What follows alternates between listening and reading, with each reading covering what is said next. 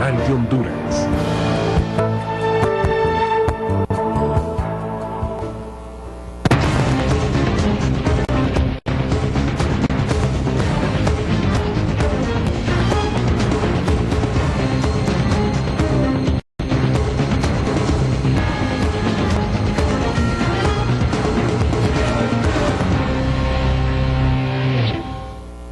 Muy buenos días, tengan todos ustedes a lo largo y ancho de nuestra bella Honduras. Gracias por acompañarnos una vez más a este su programa Foro TNH. Estamos pues todos los días tratando de orientarle en temas de interés para que usted pueda formar su propia opinión sobre las distintas acciones que se realizan a favor de las grandes mayorías. Y sin lugar a dudas, el tema de combatir la corrupción, de transparentar procesos, de que todas las acciones sean realmente coordinadas hacia un bien común, es lo que nos interesa a todos como hondureños, no solamente como sector gubernamental, sino también pues desde otra óptica. Justamente el día de hoy tenemos un invitado especial y lo catalogo como un invitado especial por la trascendencia que ha tenido en los últimos días la gestión que realiza la Alianza por la Paz y la Justicia. Y justamente hoy estamos hablando con su coordinador, Josué Murillo. Gracias por acompañarnos. Muchísimas gracias, es un verdadero placer acompañarle en este programa. Como le había manifestado por vía telefónica, siempre ha sido mi deseo estar aquí para compartir un poco del trabajo que estamos realizando en pro de la seguridad jurídica, de la justicia en nuestro país, en este país que tanto amamos y que tan sumergido en una ola de violencia se encuentra en este momento.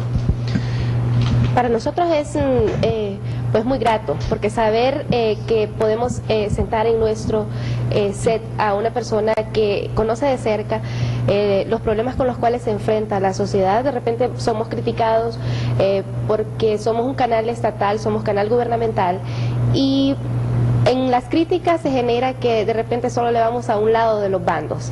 Nos vamos con uno de los bandos y pues tratamos de ser imparciales, tratamos que usted conozca cuáles son sus beneficios, cuáles son sus derechos, hasta dónde usted puede llegar. ¿Qué es lo que, cómo se logra, cómo se forma la Alianza por la Paz y la Justicia?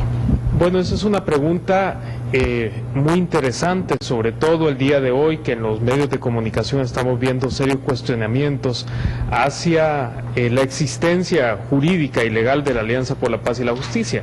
Pero yo le voy a contar un poquito del recorrido que hemos tenido y al público también, para que valoren si esta es una buena iniciativa o por el contrario, somos una iniciativa que podría perjudicar al país. Que le adelanto que no es así. En el año 2011, a finales, en octubre y también en el mes de diciembre, tuvimos dos calamidades, dos eventos que marcaron la historia de nuestro país, pero también llenaron de luto los corazones de toda una nación. El primero fue el asesinato en el mes de octubre de dos jóvenes universitarios. Uno de ellos, el hijo de la rectora de la Universidad Nacional Autónoma de Honduras, la señora Julieta Castellanos, y su compañero, Carlos David Pineda, hijo de nuestra ahora amiga Aurora de Pineda. Y en el mes de diciembre, la muerte del asesor en materia de seguridad, el señor Alfredo Landaverde, que, como usted recuerda, había denunciado frontalmente la corrupción policial, militares involucrados en narcotráfico, en criminalidad organizada, en actividades ilícitas, y la consecuencia de su honradez, de su valentía, fue su asesinato. El asesinato a manos de sicarios que dañaron también la integridad física de su esposa, la señora Hilda Caldera, viuda de Landaverde, que fundó posteriormente la Fundación Alfredo Landaverde.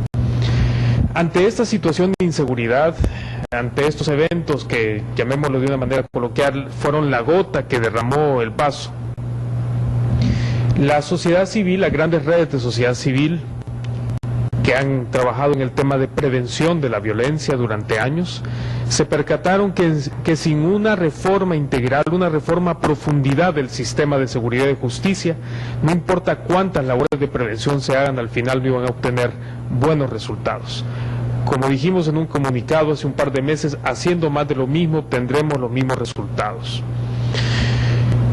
Entonces decidieron viajar a Guatemala para replicar una experiencia muy exitosa de combate a la criminalidad organizada con la Comisión Internacional contra la Impunidad. Esa comisión fue conformada por las Naciones Unidas ante un Estado que había sido declarado como fallido. Y gracias a esa Comisión contra la Impunidad, altos funcionarios del Estado fueron procesados, se comenzó una reforma a profundidad del sistema, pero cuando ellos regresaron en el mes de enero del año 2012 se dieron cuenta que ese no era el camino que queríamos seguir. Queríamos un camino diseñado, planificado, estructurado por hondureños y dirigido hacia los problemas centrales que aquejan a la población en materia de seguridad. Es así como la Universidad Nacional, con otros actores que ahora forman parte de la Alianza por la Paz y la Justicia, presentaron una propuesta para crear una comisión de reforma de la seguridad pública en Honduras. Ese decreto se introdujo a la Cámara Legislativa y fue aprobado en enero del 2012, es decir, enero del año pasado. A partir de febrero, las grandes redes de sociedad civil, estoy hablando de Grupo Sociedad Civil, que aglutina a 122 organizaciones aproximadamente, que representa a 17 sectores, FOPRIDE, que aglutina a 89 organizaciones, la Central Unitaria de Trabajadores de Honduras, la Confraternidad Evangélica por la Iglesia Evangélica, la Iglesia Católica, deciden unirse y conformar esta gran alianza por la paz y la justicia. Dentro de sus miembros está la Asociación para una Sociedad Más Justa, y ellos decidieron convertir a esta asociación, que tiene personería jurídica, en el referente técnico y financiero de la alianza, de esta alianza que era producto de la buena voluntad, del deseo de cambiar el país, de estas grandes redes de sociedad civil. ¿Por qué? ¿Por qué ellos? ¿Por qué ellos? Bueno, en primer lugar porque fueron los que generaron ese espacio de la Alianza por la Paz y la Justicia, fueron los que tenían el espacio en ese momento físico y, bueno, sobre todo porque habían trabajado también en otro proyecto que ellos tienen que se llama Paz y Justicia, que les había dado buenos resultados. Ese proyecto Paz y Justicia trabaja muy de cerca con los actores de la reforma, es decir, con la Policía Nacional y el Ministerio Público, para combatir la delincuencia en lugares calientes de la ciudad. Estoy hablando de Villanueva, estoy hablando de la Flor del Campo, de la Colonia Nueva Suyapa, y han tenido excelentes resultados. Y entonces la experiencia de ASJ la podían replicar a un nivel más amplio, más macro. Es así como se elige a la Asociación para una Sociedad Más Justa para que fuera la sede de la Alianza por la Paz y la Justicia, pero también el referente técnico y financiero. ¿Por qué? Porque nosotros no queríamos que la Alianza se convirtiera en otra ONG más. Entonces no buscamos una personería jurídica. Lo que hicimos fue tomar la estructura que ya existía en uno de nuestros afiliados y ellos nos permitieron, a través de su administración, a través de su espacio físico, operar desde la Asociación para una Sociedad Más Justa. Ahí fue donde entré yo, le cuento. Yo regresaba de Costa Rica, de cursar una maestría en Derechos Humanos y Educación para la Paz, y un amigo al que le tengo mucho aprecio me dijo, mira, hay un proyecto, y me lo describió de esta manera, un proyecto incipiente en la Asociación para una Sociedad Más Justa. Anda como voluntario, vos que ahorita estás buscando un lugar donde puedas servir, porque esa fue la descripción que le dije, yo quiero un lugar donde yo pueda servir a mi gente, un lugar donde yo pueda darme a mí mismo por una buena causa. Ser millonario y tener grandes recursos económicos nunca ha sido de mi interés. Lo que a mí me importa es cumplir con mi labor cristiana, porque yo lo digo abiertamente, soy cristiano y a mí mi enfoque principal es servir a los demás. Entonces me dijo que asistiera a ese lugar, que me presentara, me presenté, comencé con un voluntariado. Era el único empleado durante varios meses. Al final varios cooperantes creyeron en el proyecto y comenzaron a financiarlo. y ahora la Alianza por la Paz y la Justicia, aunque no tenemos un financiamiento abundante, excesivo, hemos hecho una buena canalización, un buen uso de los recursos que se nos han encomendado. Y lo hemos hecho en pro del pueblo hondureño, para fortalecer este sistema de seguridad y justicia. Esa buena utilización de recursos, ¿quién es el garante? ¿Cómo ustedes logran a nivel de poder prevalecer la transparencia en los mismos? ¿Quiénes los auditan? ¿Quiénes los supervisan? ¿Cómo funciona? Mire, las ONG son un mundo interesantísimo. Como la ASJ administra los bienes de la Alianza por la Paz y la Justicia, tienen una auditoría interna, pero también los cooperantes mandan auditores externos para hacer una revisión minuciosa de los gastos. También nosotros presentamos informes financieros de manera periódica, informes narrativos, para explicarle al cooperante qué es lo que se está haciendo. Y actualmente, como yo no tengo ninguna reserva en este tipo de asuntos, tenemos 3 cooperantes que han creído en la alianza. El primero es la Cooperación Suiza, que nos ha financiado desde el año pasado, desde mediados del año pasado. CSO del Departamento de Estado de los Estados Unidos solamente para el área de campaña y movimiento, y tenemos también el financiamiento de Open Society, que es una organización internacional, una ONG internacional de los Estados Unidos que trabaja en este tipo de temas de seguridad. Lo importante es que los primeros meses, los meses que tuvimos un impacto muy fuerte, no teníamos un 5 de financiamiento. Fue por pura voluntad que movimos este proyecto. Pero comenzamos bien. Comenzamos primero pidiéndole al presidente de la República de Honduras, ya que se tenía el decreto de creación de la Comisión de Reforma de la Seguridad Pública, que nombrara a los 3 expertos nacionales que le iban a integrar. Fue así, producto de las gestiones de la alianza, que se nombra al señor Matías Funes, al profesor Matías Funes, al señor Víctor Mesa y al abogado Omar Casco como miembros nacionales. Después nosotros nos abocamos a los gobiernos de Chile y Canadá para que nombraran a los 2 expertos nacionales que iban a integrar el pleno de la Comisión de Reforma. Fue así como en el mes más o menos de junio, se integraron los expertos Aquiles Blue, que fue un carabinero de Chile, y Adam Blackwell, que es canadiense y también trabaja en el tema de seguridad para la Organización de los Estados Americanos. Esta comisión tiene un mandato importante, esta Comisión de Reforma de la Seguridad Pública, porque es el encargado de diseñar, planificar y certificar el proceso de reforma de la Policía Nacional, el Ministerio Público y el Poder Judicial. Y nosotros, como Alianza por la Paz y la Justicia, lo que les prometimos desde su origen fue darles apoyo crítico, no un apoyo desmedido, un apoyo crítico, lo cual siempre hemos llevado de la mano en este proceso. Y es ahí donde se centra pues la parte del trabajo que nosotros pues conocemos. Cuando digo nosotros, hablo en general de la población en cuanto a lo que o al respaldo que hemos tenido como población hondureña al trabajo que ustedes realizan. Inician en el 2011, luego pues se habla de reformas al sistema de seguridad y justicia, y es ahí cuando aparece el tema de la depuración policial y se empieza a destapar un mundo desconocido para muchos. Mire, el asesinato de los jóvenes universitarios, uno de ellos mi amigo, yo trabajé para COFADE, que es una organización de derechos humanos. Dirigí un programa de prevención de la violencia y desarrollo integral de la juventud.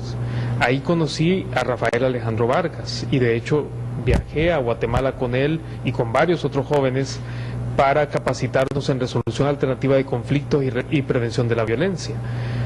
Qué ironía que ese joven que estaba tan interesado en prevenir la violencia fue víctima de la violencia y de la criminalidad policial, que es lo peor.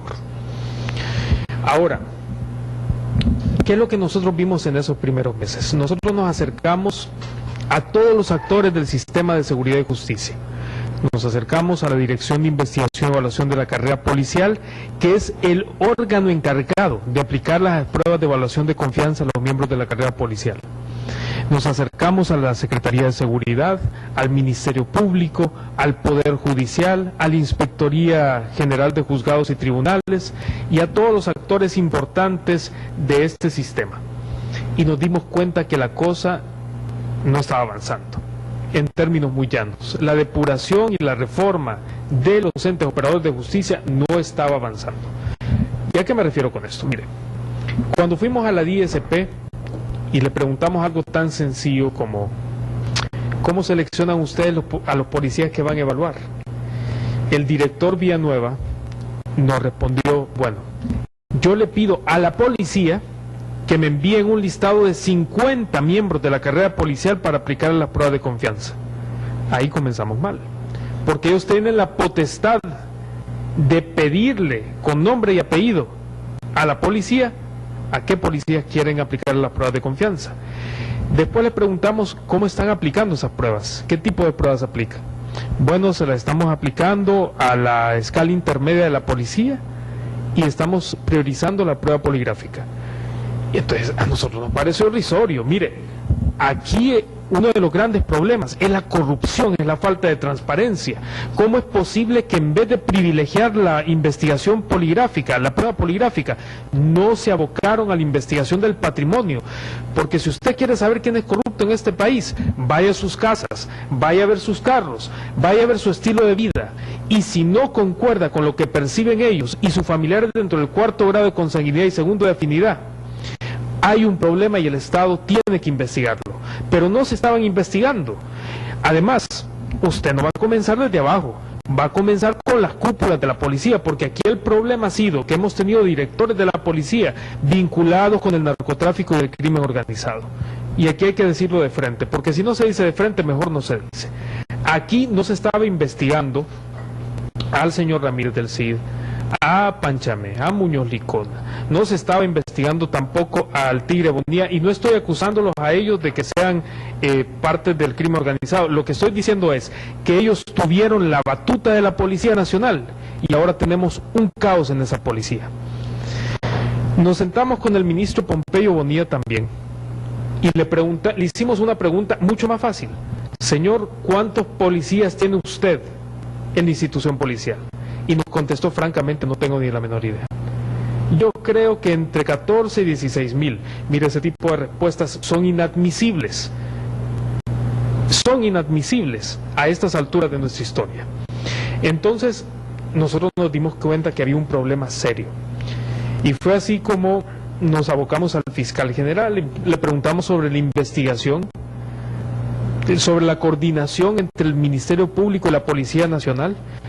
Y fue terrible la respuesta, no hay coordinación. Inclusive, invadían competencia los fiscales a la policía y los policías a los fiscales. Había mal manejo de la prueba. Habían fiscalías inoperantes. Recibimos un informe de diciembre del 2011 de la Fiscalía Especial de Lucha contra la Corrupción, que un fiscal de 19 casos resolvió 17. Perfecto. Tenía pocos casos, por cierto, pero resolvió 17. Ese es un fiscal que está trabajando. Teníamos otra fiscal que de 459 casos judicializó 1 en un año. Esa fiscal no estaba haciendo absolutamente nada y le dieron ese montón de casos porque era una fiscal de confianza del fiscal general. Y hay que decir las cosas así. ¿Se le investigó a esa fiscal? ¿Se le impuso algún tipo de sanción? No. Entonces, el problema de Honduras, el problema de la ineficiencia de los operadores de justicia, el problema de la corrupción es que aquí hay impunidad. El que hace algo contrario a la ley, el que no cumple su mandato legal, no se le impone ningún tipo de sanción. Con el Poder Judicial tuvimos más problemas porque es un poder del Estado y ellos son herméticos. Ellos ni siquiera nos dieron información, pedimos reuniones con la Corte Suprema de Justicia, no pudimos tenerlas. Tuvimos reuniones con el Inspector General de Juzgados y Tribunales, con él sí nos pudimos reunir. Y bueno, al final, ante la falta de información, tuvimos que pedirles formalmente que nos dieran información acerca de los avances de la depuración y la reforma de los últimos 4 meses, es decir, antes del 26 de septiembre del año 2012, y sus planes para los 12 meses siguientes. La gran parte de los operadores de justicia nos respondieron, pero las respuestas fueron lamentables.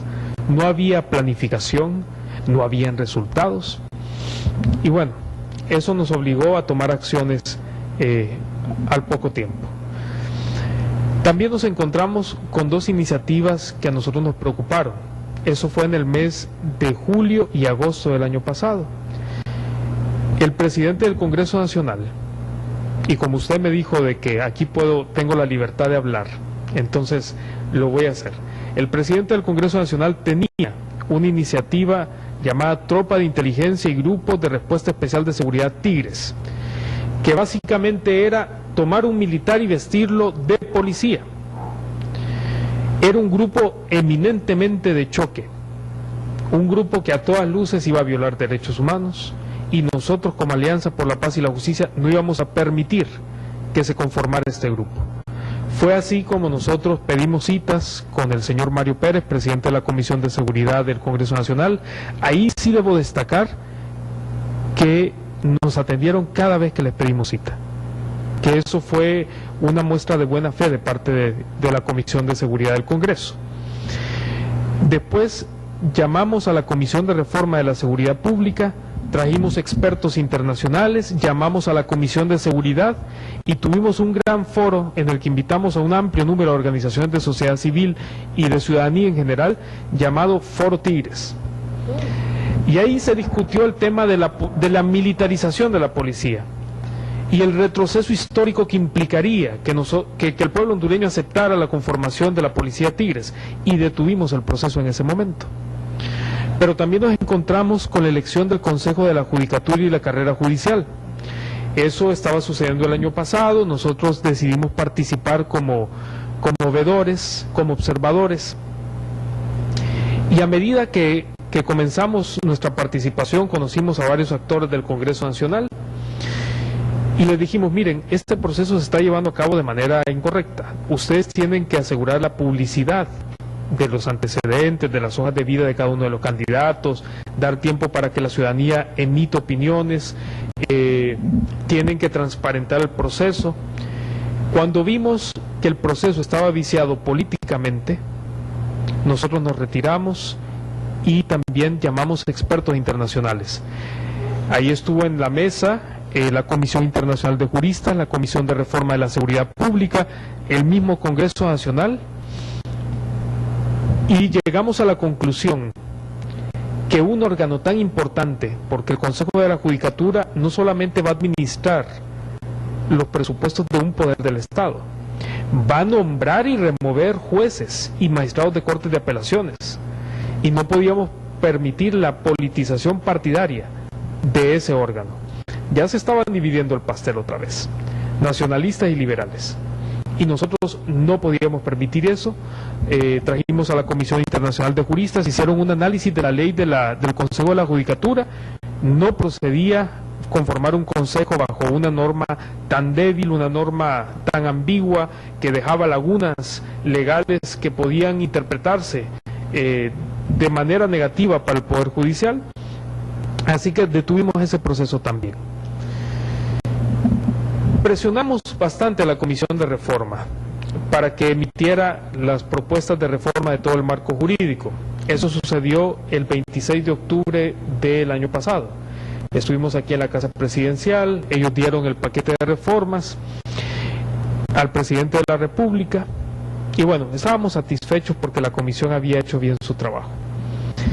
Ya en diciembre, nosotros sabíamos que había un gran problema en el país y que era necesario tener asistencia internacional, expertos independientes que nos vinieran a orientar a nosotros en nuestro trabajo de auditoría social, y también que emitieran recomendaciones para el Estado. Fue así como nosotros nos abocamos a Transparencia Internacional y le solicitamos nombres de expertos internacionales con los que pudiéramos trabajar, sea que pertenecieran a Transparencia Internacional o no.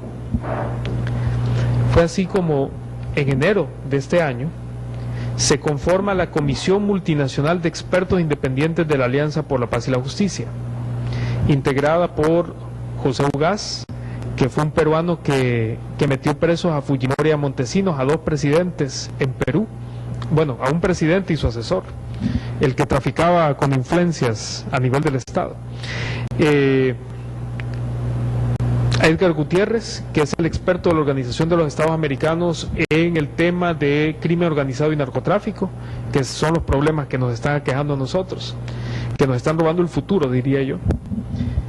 Tuvimos a dos miembros de Transparencia Internacional y a un experto estadounidense de Harvard. Y ellos vinieron, hicieron un diagnóstico y nos presentaron un informe, y para resumírselo, el informe decía: hay bajos niveles de eficiencia y eficacia de los operadores de justicia, se necesita un cambio, se necesita saber qué es lo que está pasando y, sobre todo, se necesita mayor participación de la ciudadanía en ese proceso de reforma a la seguridad pública. Con estas observaciones, pues, se ponen en marcha distintas acciones. ¿Cuáles podríamos destacar?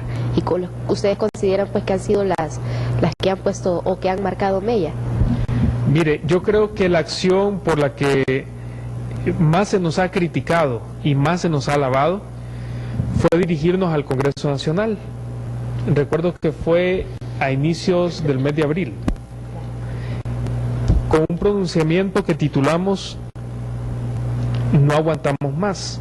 Debo decirle algo. Antes, en toda honestidad, nos reunimos con el presidente Porfirio Lobo Sosa y le preguntamos: bueno, presidente, ¿y usted qué va a hacer al respecto? Usted tiene una bala sobre este tema de seguridad, pero es una bala de cañón, y si usted no la usa, eso va a quedar marcado en la historia. Usted puede impulsar esa bala a la que nos referíamos, era la depuración policial, porque uno de los grandes logros de este gobierno es haber identificado la corrupción policial, y nosotros reconocemos los logros también. No solamente somos críticos, somos propositivos y reconocemos cuando algo se hace bien, y ese es uno de los grandes logros. Pero al final estaba estancado.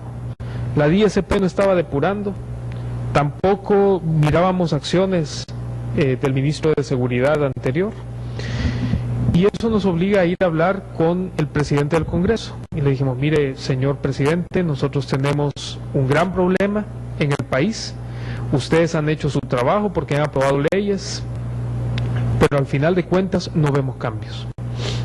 Entonces nos recomiendan ir al Consejo de Defensa y Seguridad. Fuimos, ahí confluyen varios actores del sistema de seguridad y justicia, les presentamos un plan, entre ellos mandar a llamar a los operadores de justicia al Congreso Nacional. Y es cuando inicia la ronda de conferencia,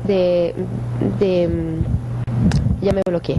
Cuando inician en el Congreso Nacional, que nosotros le estuvimos dando, sí, claro, estuvimos dándole pues mucho seguimiento a eso aquí en el foro, cuando empezaron a comparecer todos los operadores de justicia a rendir cuentas.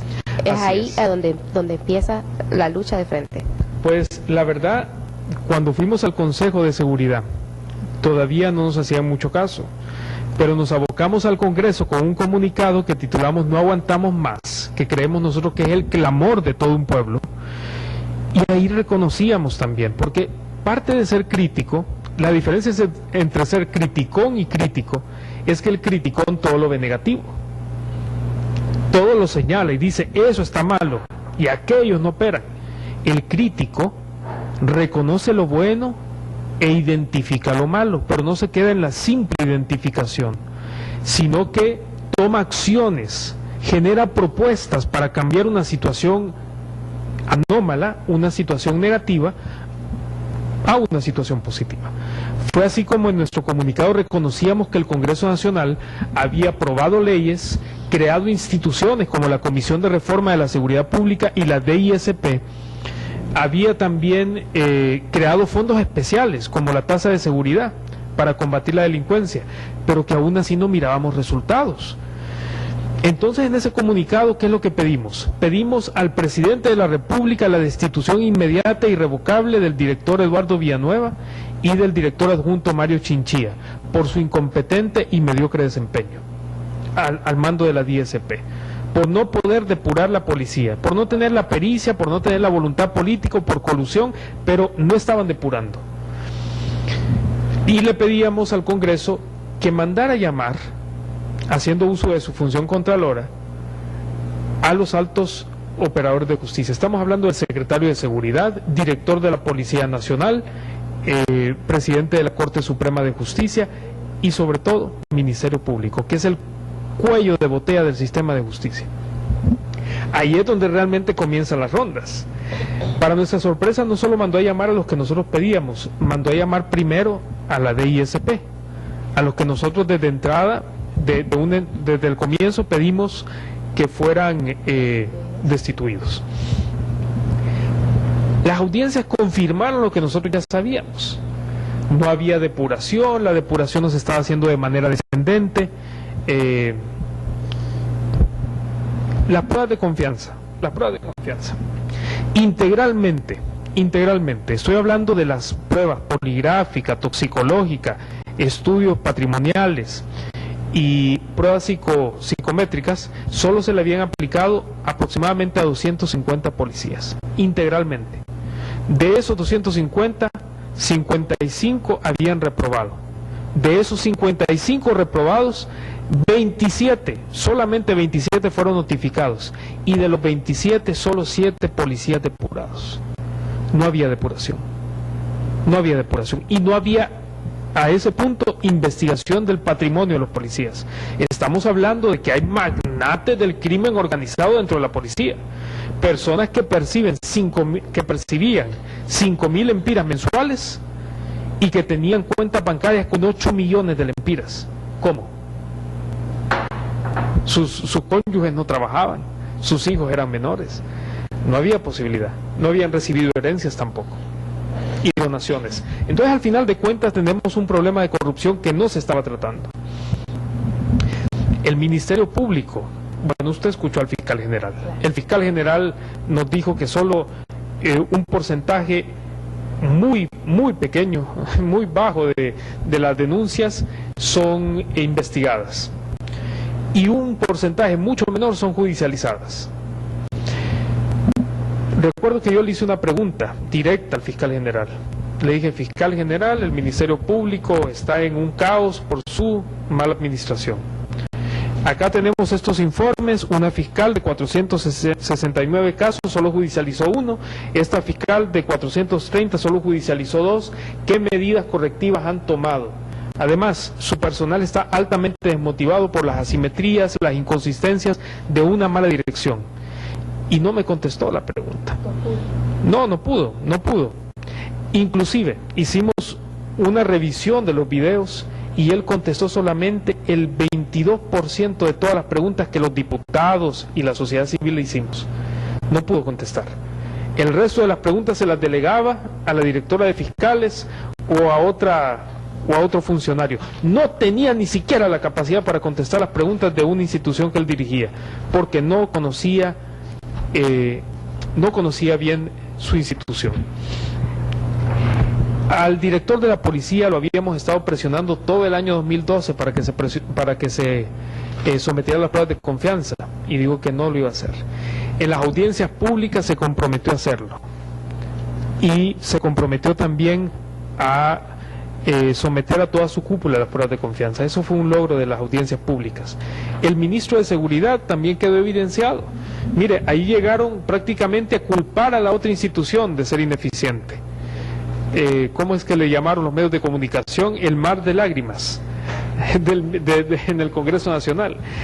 Desafortunadamente esa era nuestra realidad, pero debo destacar que lo importante de estas audiencias públicas es que nos dio una radiografía exacta del sistema de seguridad y justicia, porque todos sabíamos que habían problemas en la Secretaría de Seguridad, estábamos conscientes que no había depuración, pero no teníamos cifras exactas, no teníamos esa minucia necesaria para comenzar acciones y resolver esos problemas.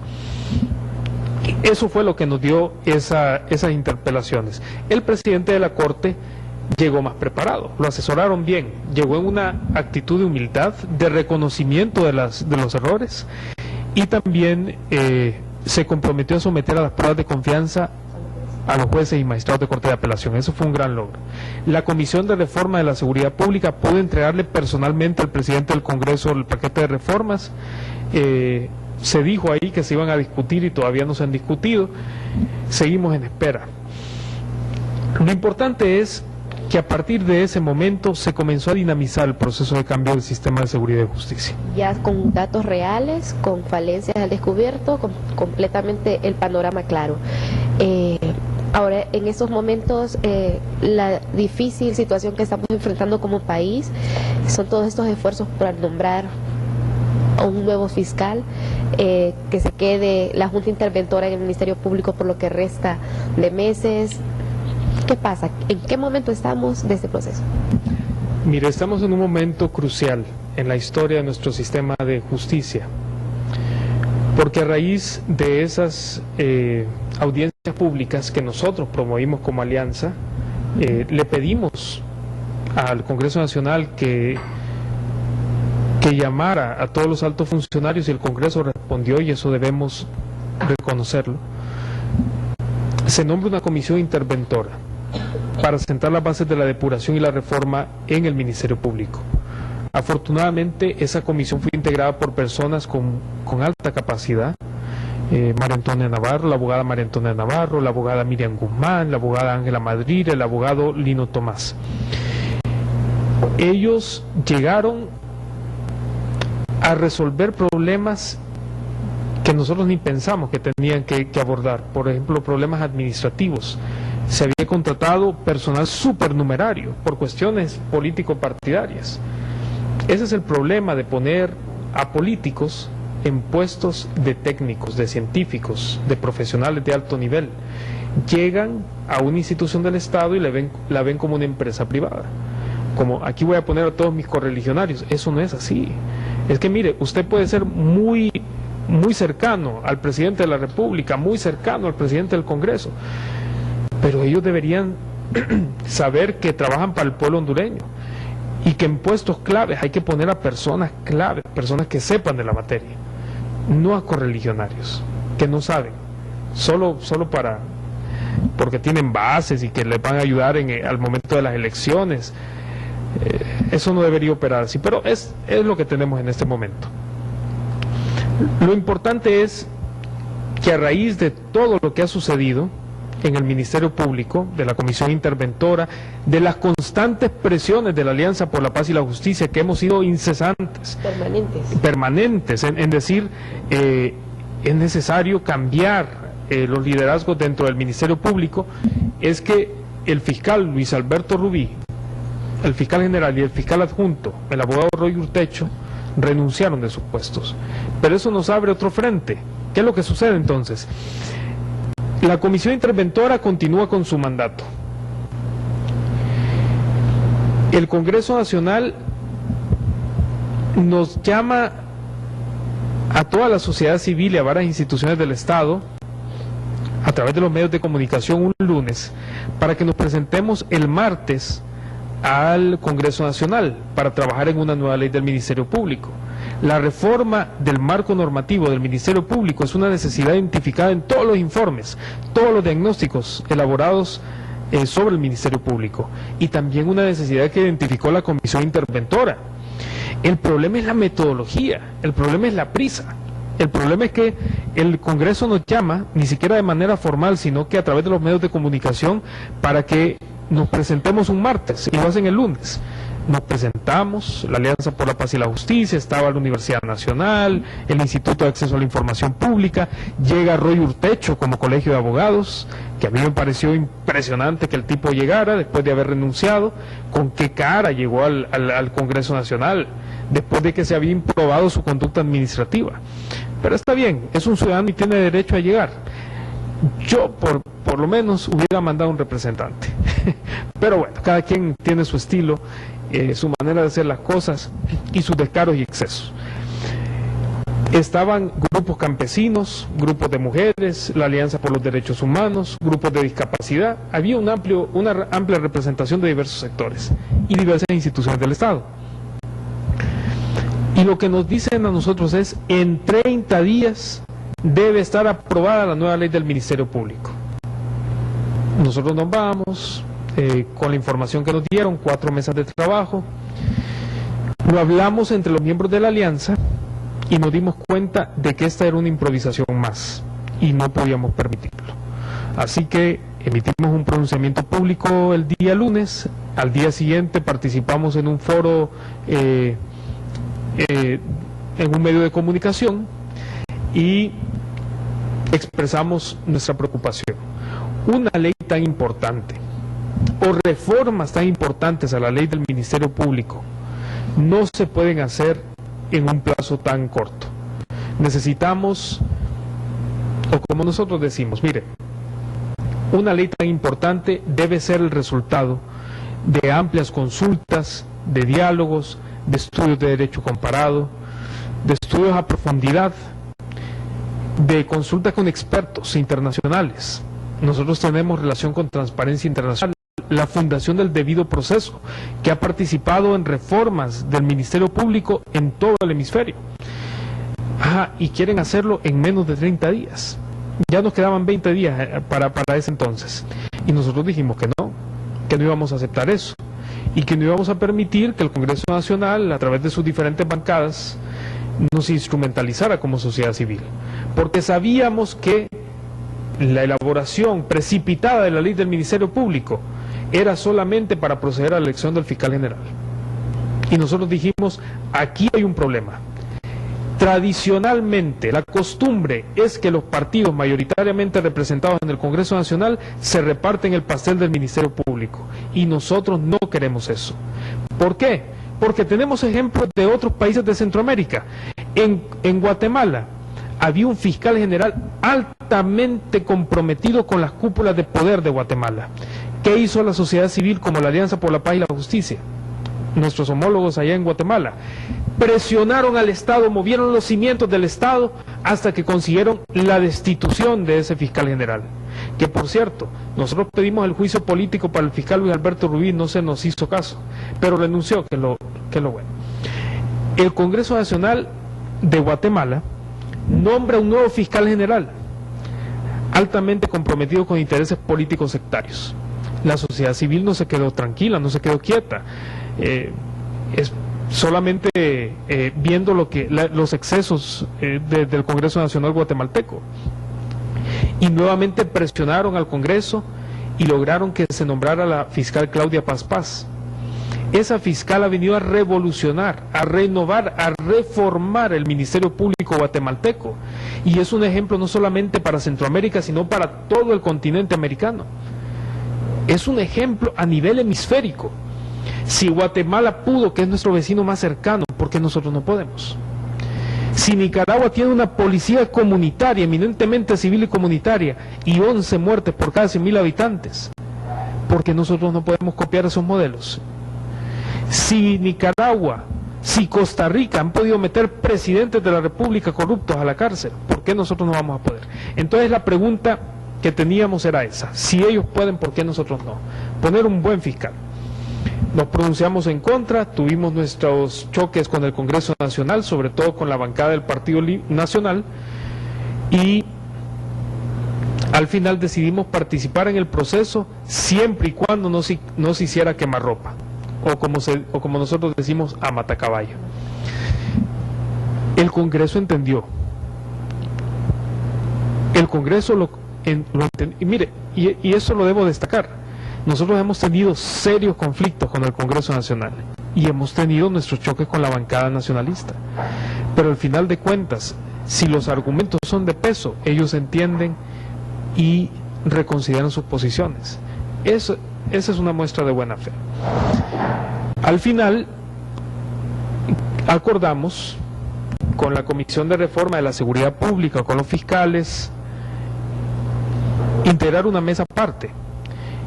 Nosotros, que era la mesa número 1 de las conformadas en el Congreso Nacional. Trabajamos en una serie de propuestas, las presentamos al Congreso y recibimos el compromiso del Congreso que se le iba a dar suficiente tiempo para la socialización a esas reformas de ley del Ministerio Público. Reformas fundamentales. Estamos hablando de otorgarle una oficina de asistencia técnica de investigación criminal al Ministerio Público. Van a tener su propia policía de investigación criminal. Estamos hablando de la modificación de la Junta Proponente y de un proceso que blinde la elección del fiscal general. Estamos hablando también de que ya el fiscal general no puede decirle a un fiscal de menor jerarquía, por ejemplo, de la Fiscalía Especial de Lucha contra la Corrupción, páseme usted un expediente que yo lo voy a retener aquí. No puede, porque ahora tiene plazos para devolverlo. Y tiene que justificar si lo necesita retener por más tiempo. Pero por lo menos hay constancia de lo que está pasando con el expediente. Antes se aplicaba una figura muy similar a la que se aplicaba en los juzgados y tribunales, bueno, la aplicaba la Corte Suprema, llamada ad effectum videndi. Lo que pasa es que esa figura no existe en el Ministerio Público. Yo le pido al inferior que me pase un expediente y yo lo retengo por el tiempo que me... Y eso obstaculiza la justicia. Ya va a poder hacer eso. Entonces, hemos logrado cambios en la ley del Ministerio Público, estamos en proceso. ¿El Congreso nos ha garantizado suficiente tiempo para la socialización? Sí. Ahora viene otra etapa. ¿Qué va a pasar con la elección del fiscal general? Que de manera transparente debería escogerse por el periodo que lo indica la ley, por un periodo de 5 años. Pero a su parecer, ustedes en su misión de velar por la justicia en el país, ¿cuál tiene que ser ese perfil de profesionalismo que tienen que tener esos nuevos fiscales? Bueno, mire, yo le voy a ser muy honesto. Si tuviera la capacidad de influir, tenemos capacidad de influir, de tomar decisiones, si yo fuera parte de la estructura del Estado y fuera el presidente del Congreso Nacional, yo elegiría, si tuviera que elegir un fiscal, lo elegiría para que terminara el periodo de Luis Alberto Ruiz. Si no, seguiría el procedimiento contemplado dentro de la misma ley, que a falta del fiscal general asume el adjunto y a falta de esos dos asume el director de fiscales. Pero estamos en el marco de un espacio político y no hay que negarlo. Aquí hay intereses grandes. Yo le decía a los diputados del Congreso Nacional, y creo que la alianza se los ha dicho, miren, si ustedes no quieren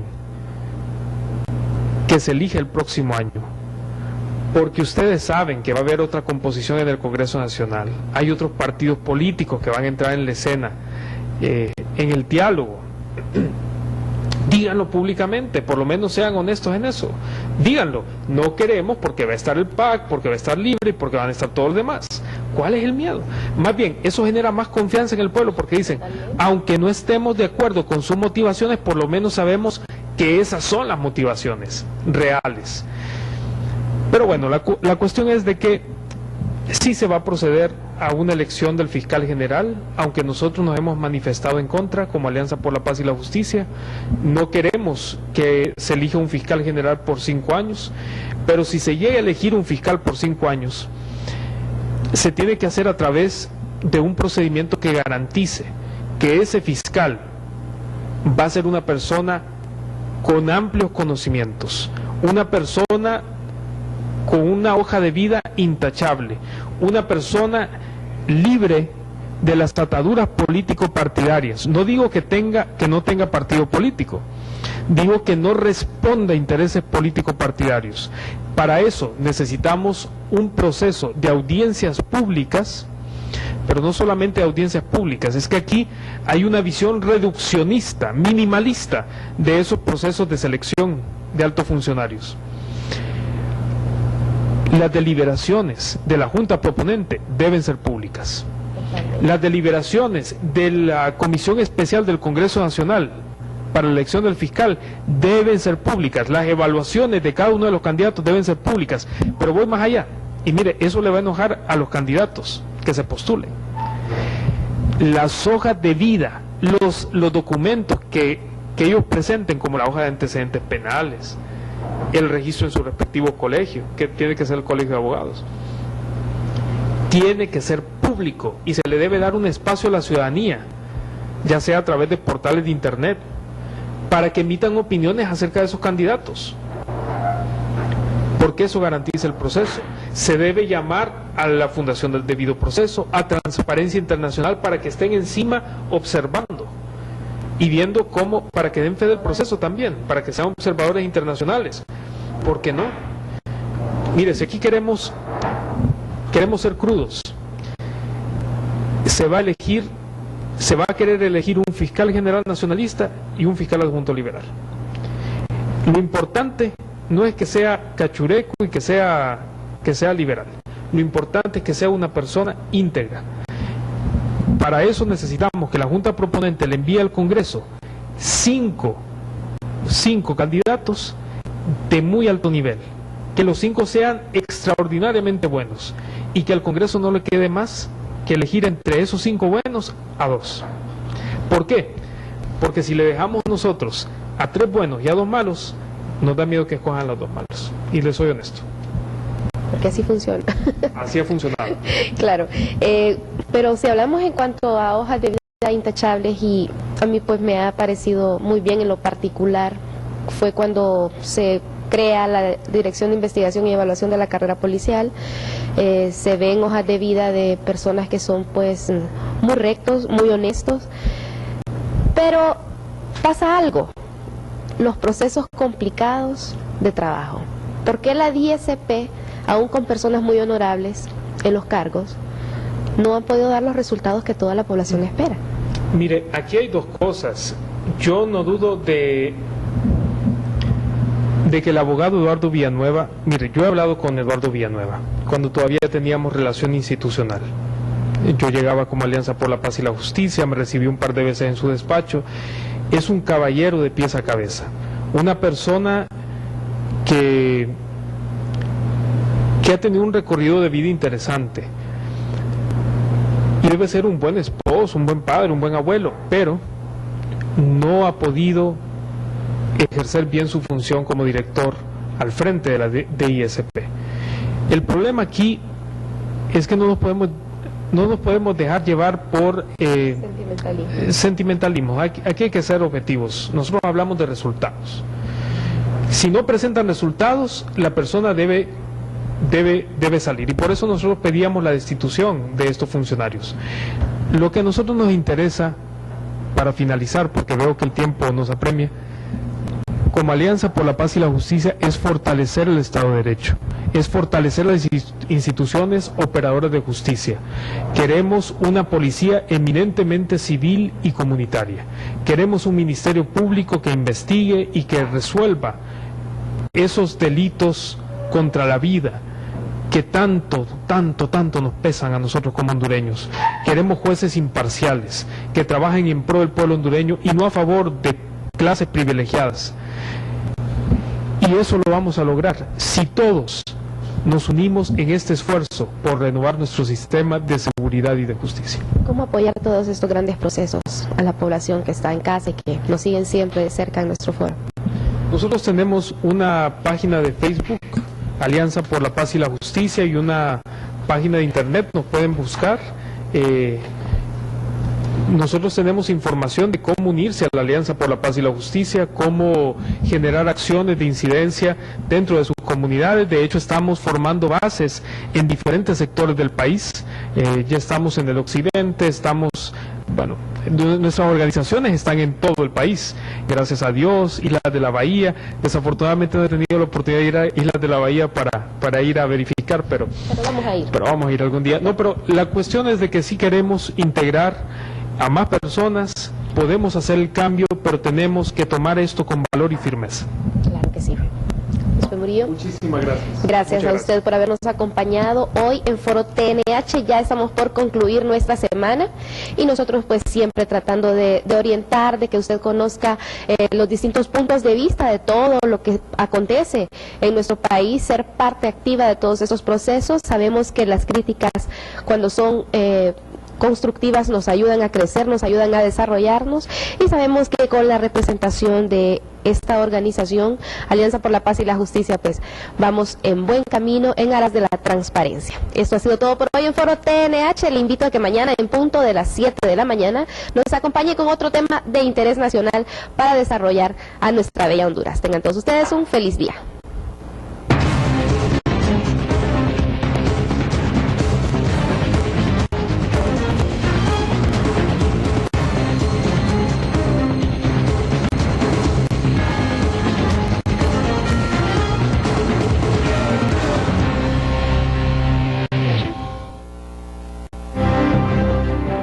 Estás viendo